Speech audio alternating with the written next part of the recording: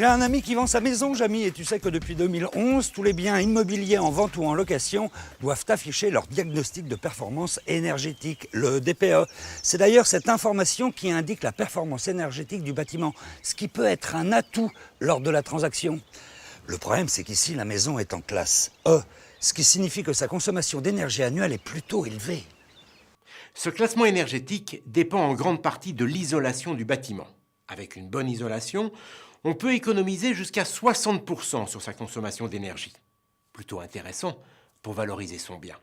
Regardez, sans isolation, la maison est une véritable passoire. En plus, les parois existantes sont souvent perméables aux infiltrations d'air. Résultat, jusqu'à 30% des déperditions thermiques se font par la toiture, 25% par les murs et 10% par le sol. C'est pour cela qu'il est conseillé d'isoler en priorité le toit, puis ensuite l'ensemble de la maison. À ce sujet, il vaut mieux isoler progressivement toutes les parois plutôt que de surisoler une seule paroi, car la chaleur finira quand même par s'échapper par les endroits non isolés. Ah oui, et puis une dernière chose, il est conseillé d'utiliser un isolant étanche à l'air, tout simplement pour corriger les défauts d'infiltration. Parmi les isolants résistants à l'air, on distingue 4 grandes catégories. Les isolants de forte densité, comme ceux à base de fibres de bois, les mousses de polystyrène ou de polyuréthane, les isolants minces réflecteurs ou encore les laines minérales à condition qu'elles soient entourées en comble de 2 écrans d'étanchéité, comme le préconise le Centre scientifique et technique du bâtiment. Bien sûr, tout le monde sait que l'isolation d'une maison permet de diminuer considérablement les déperditions thermiques. Mais concrètement, Jamy, tu pourrais m'expliquer comment agit l'isolant ? Eh bien, l'isolant oppose une résistance aux déperditions thermiques. C'est ce qu'on appelle la résistance thermique R de l'isolant. Plus elle est importante, plus le matériau est isolant. R dépend de l'épaisseur E de l'isolant et de son coefficient lambda de conductivité thermique, autrement dit, de sa capacité ou non à conduire la chaleur.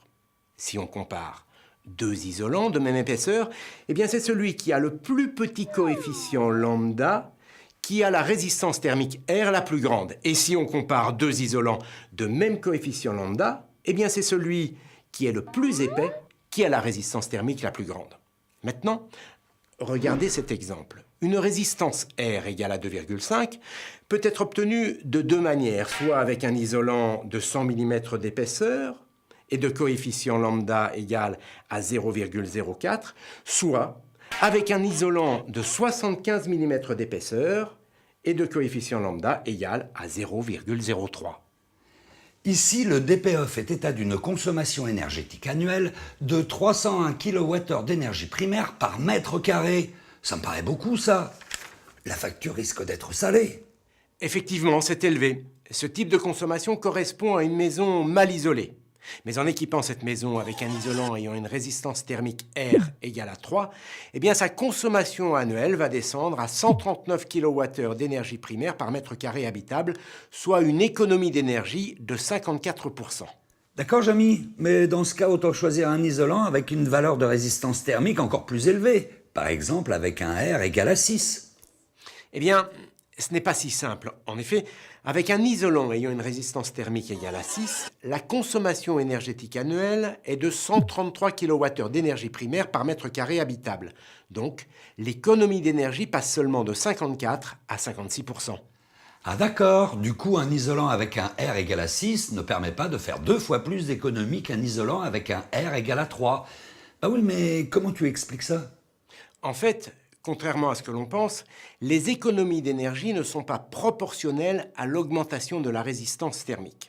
Regardez, grâce à la méthode d'évaluation officielle du DPE, on peut tracer la courbe des économies d'énergie en fonction de la valeur de résistance thermique R d'un isolant. On constate alors que les économies d'énergie plafonnent autour d'un R égal à 3. En hiver, une bonne isolation nous permet de rester au chaud et de faire des économies d'énergie. Et en été, au contraire, on est bien content de trouver un peu de fraîcheur à l'intérieur de la maison. C'est pour cette raison qu'il faut choisir un isolant qui non seulement empêche la chaleur de s'échapper pendant l'hiver, mais qui l'été l'empêche de pénétrer dans la maison, ce qui évite de recourir à la climatisation qui, vous le savez, est très énergivore. Et ce n'est pas tout, Jamy. Il est évidemment indispensable de bien respecter les consignes de pose données par les fabricants. En effet, une pose de qualité nécessite une isolation continue qui permet de réduire à la fois les infiltrations d'air et les ponts thermiques. En résumé, pour bien isoler, il faut ne pas surisoler, isoler progressivement toutes les parois, la toiture en priorité, utiliser un isolant étanche à l'air et respecter les prescriptions de pose pour assurer une bonne qualité de mise en œuvre.